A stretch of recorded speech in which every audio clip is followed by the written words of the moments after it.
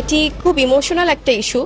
আমার মনে হয় যে আসলে আমরা যেহেতু মুসলিম, আমি একজন মুসলিম মানুষ, সো সবকিছুর পেছনে অবশ্যই ব্যাখ্যা আছে, সবকিছু অবশ্যই সুন্দর। হঠাৎ করেই নিজের কন্যা সন্তানকে নিয়ে সুপারস্টার শাকিব খানের গুলশানের বাসায় হাজির হয়েছেন অভিনেত্রী শবনম বুবলী। সেখানে গিয়ে মেয়ের বাবার স্বীকৃতির বিষয়টি নিয়ে কথা বলছেন বলে দাবি করা হচ্ছে। তবে শাকিব খান বর্তমানে যুক্তরাষ্ট্রে অবস্থান করায় তাকে বাসায় পাওয়া যায়নি। এরপরও শাকিব খানের বাবা মায়ের সঙ্গে বুবলী আন্তরিক সময় কাটিয়েছেন বলে জানা গেছে। বুবলীর আরও দাবি, শাকিবের বাবা মা তাকে স্নেহ করেন এবং খুব শীঘ্রই শাকিব তার মেয়েকে বাবা হিসেবে স্বীকৃতি দেবেন বলে আশ্বস্ত করেছেন।